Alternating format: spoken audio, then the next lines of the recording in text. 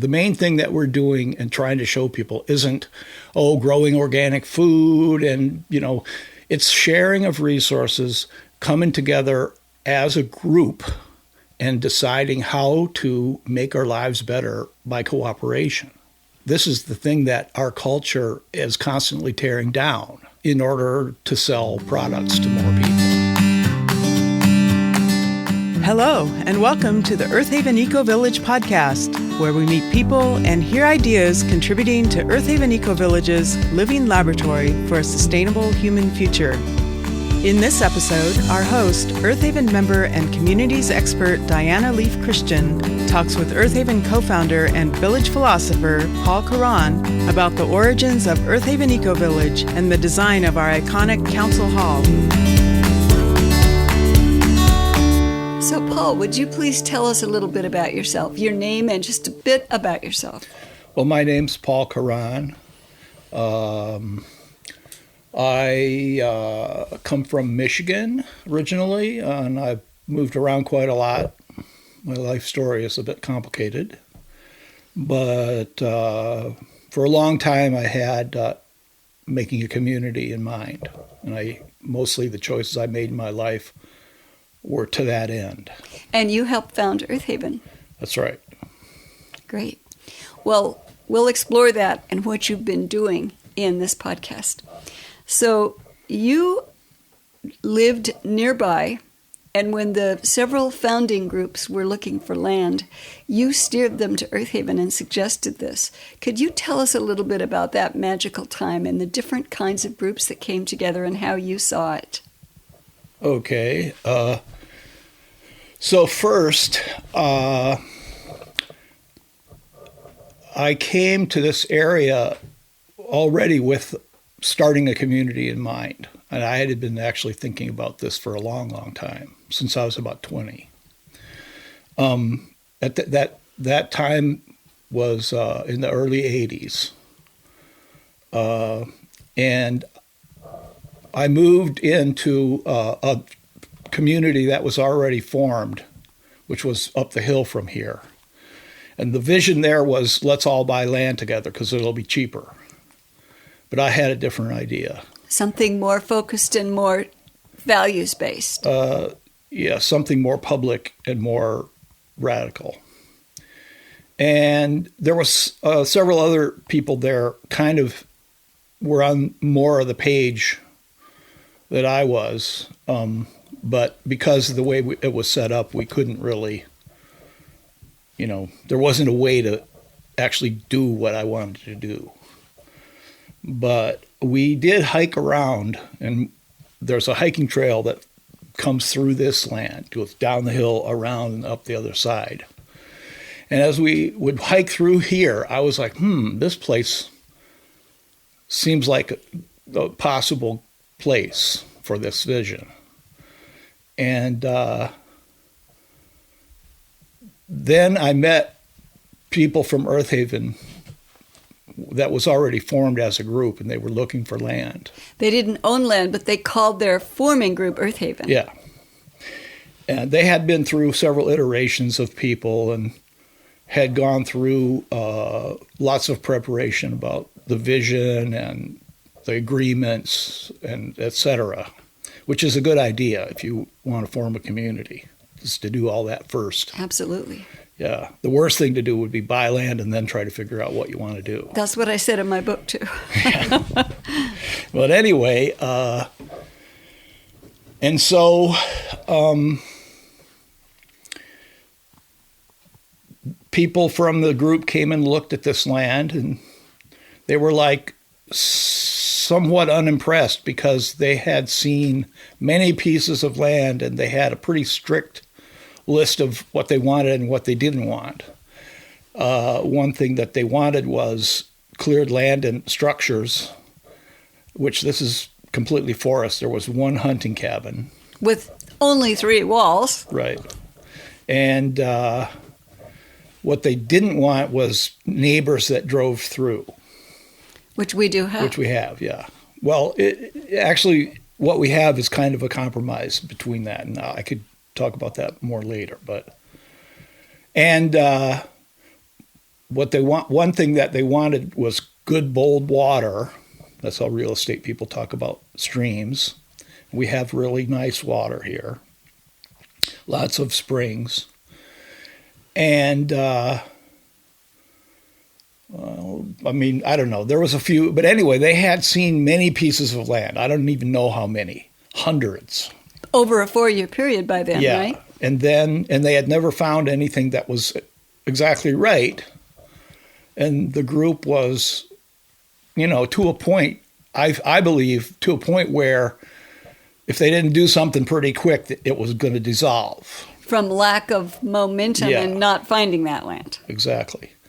Well, anyway, Valerie Naiman, who was kind of the leader of the group, a person who had initiative and also freedom, since she had real estate and didn't have to work a job. So she pretty much led the land search and did lots of tracking around. That's why they were able to inspect many, many pieces of land, because they had someone full-time trying to find this land. And communities often need that person in that role. Yeah. Well, so anyway, there was the community next door. Some of us who were into the more what you would say eco-spiritual persuasion. The other people were just more like mainstream, work a job, live in a house types. Mm-hmm.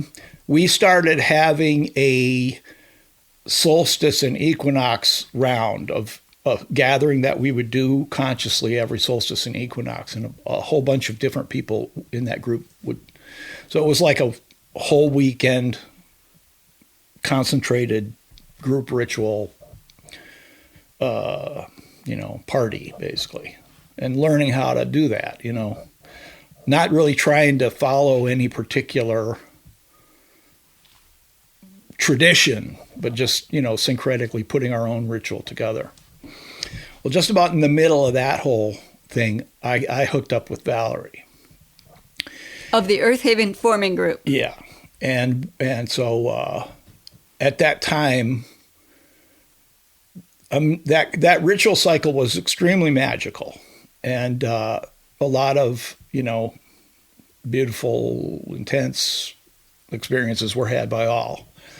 Well, right in the middle of that, we started negotiating to buy this piece of land. And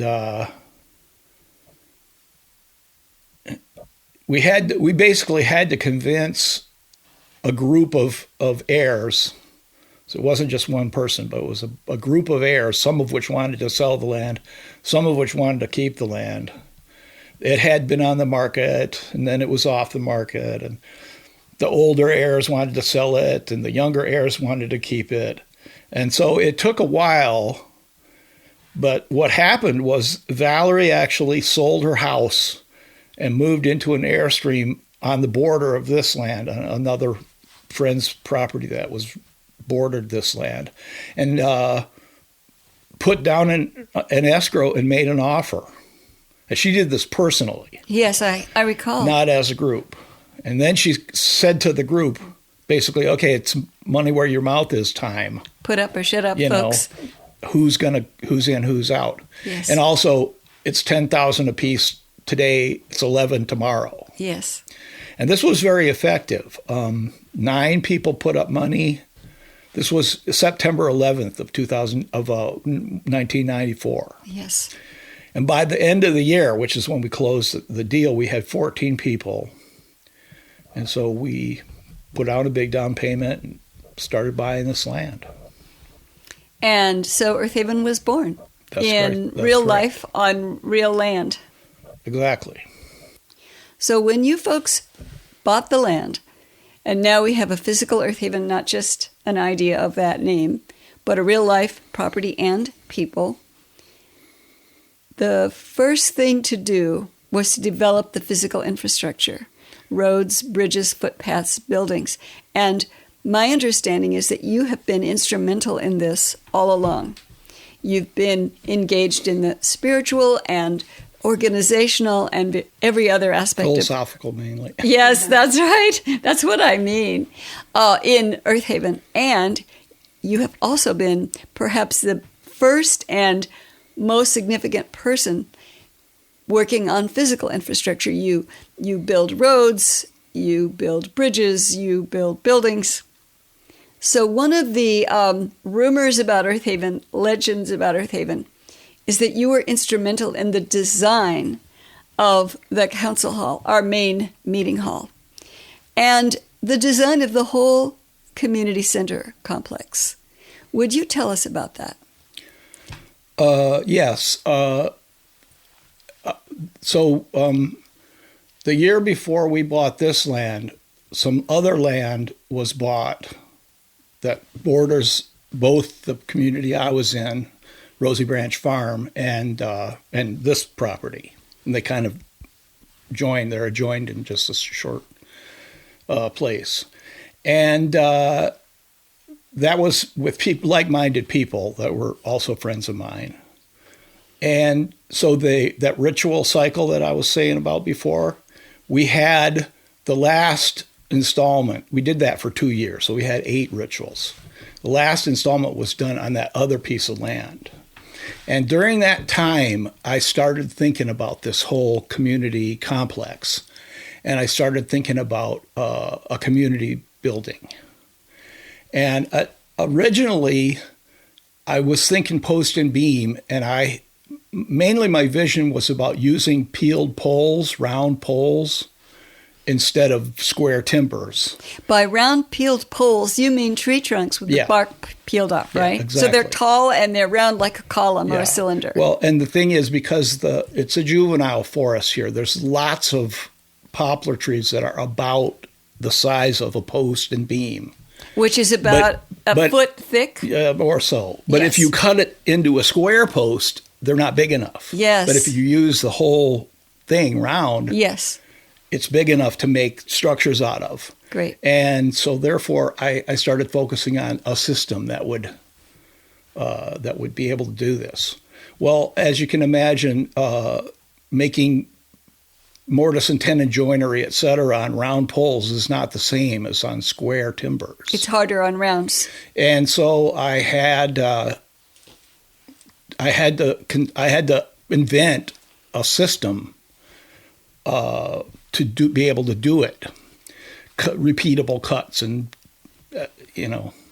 where if things are square, you just measure, and everything's square. Yes. Well, and then the other thing is that because in a round pole situation, what the system ended up being, is that the only straight line that you really have is the center line of the round pole. Yes. So if you can put the round pole in a situation where you know where the center line is, like a lathe. Yes. Then you can measure from that center line and, make repeatable cuts and measure angles and do everything. And the other thing with that system is that 90 degrees is no longer a special angle. So you can make post and beam frames that aren't all square, which is so satisfying to me because I was completely bored with square and odd even numbers and all this. So the first idea I had was a big square timber frame, and I, mapped out a structural grid for it and everything. But we had to go through a decision process, a design process to figure out what this big building, this was going to be our community center. Where meetings would be held. Yeah, well, and just like, this is the thing. Valerie had done lots of research into communities and had come up with this fact that exists, which is that people who get a piece of land, if they just go start building houses and figure they'll build the community center later, they never do it. This is what my research found too, and I was doing research at the same time Valerie was in the same country, but we didn't know each other yet. So yeah. So anyway, one of the main agreements that we had in the first was that we would wait to develop individual home sites until a certain amount of community infrastructure was finished. And we thought, well, yeah, a year or two we'll build this community center. But anyway, so the first thing we did was, we surveyed the land. That was the other thing, was we won't start building houses till we have a total site plan for the entire property. A permaculture-based site Right. plan, because several of the founders were permaculture teachers and designers. Right, and the intention of the intentional community was to be a permaculture demonstration. Yes. So anyway, what we did was we went out to Hunting Island in the fall. I think it was like September or something like that. August, September, late part of the summer, early fall. And Hunting Island at that time, I think it's not this way anymore because of the hurricanes took the beach away. But when we went there was a really wide beach. And out on that beach, we basically drew in the sand a plan for a building and, walk around in it, figure out how big the rooms have to be, blah, blah, blah, et cetera. Well, we got back here and then we drew it all up on paper and then we started talking about it.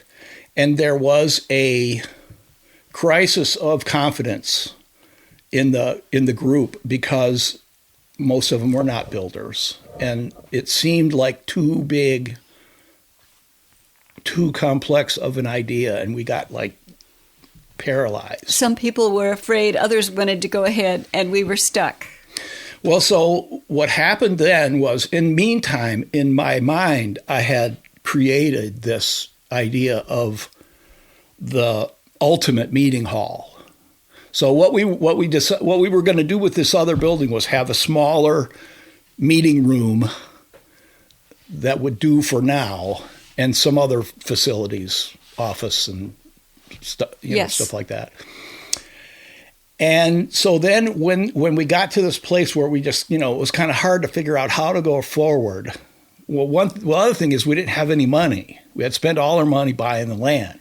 I mean, we bought this land for $468,000 plus interest. And it turned out to be more ultimately, what with the interest payments over the years to the owner financiers. Yeah, ultimately, I think we paid about $570,000. And we did this in 7 years. Yes. This was actually pretty amazing. Yes. But anyway, that's another whole story. So when we got to this point where we couldn't decide how to go forward, I brought forth the plan for the ultimate meeting hall, which was a round building, very simple to build because it only had 3 parts. It had posts, it had beams. Some of the beams had crisscross, diagonal knee braces, and some didn't. And that was all. And so we cut down a lot of poplar trees, and we peeled the bark off of them, and we made all the parts. You have 26 pillars all around in a circle, right? 13. Oh, 13. Yeah, 13. So the thing about 13 is that I was bored with even numbers. And so 11 was too far. The span between, to divide a circle into 11, was about 12 feet or something like that. Well, the circle was 30 feet in diameter where the poles were. Is that right? 35. 35. And I think you have said in the past that ergonomics about how people meet in meetings is they need to be able to see each other clearly. Yeah.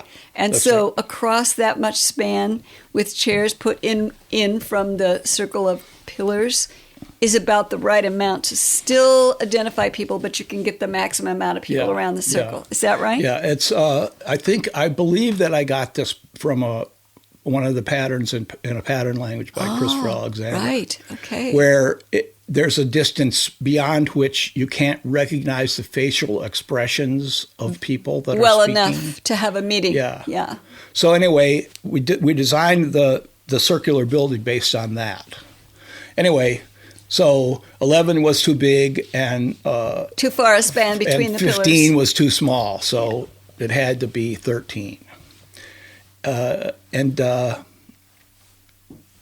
what we did. So you made it in a shape that you could call a yurt shape, Yeah. with all of the 13 pillars having, what do you call them, rafters that go into the middle to Yeah. a cupola that has light coming in and a little tiny roof on the cupola. Uh-huh. And then outside of these pillars, you put rooms made with straw bale, I think, and in the south side it was clay straw. Is that correct? Well, what happened, my original design had like so the circle of pillars goes 15 feet high, and it has 4 feet that sticks above, and then beneath, and there's windows around the upper.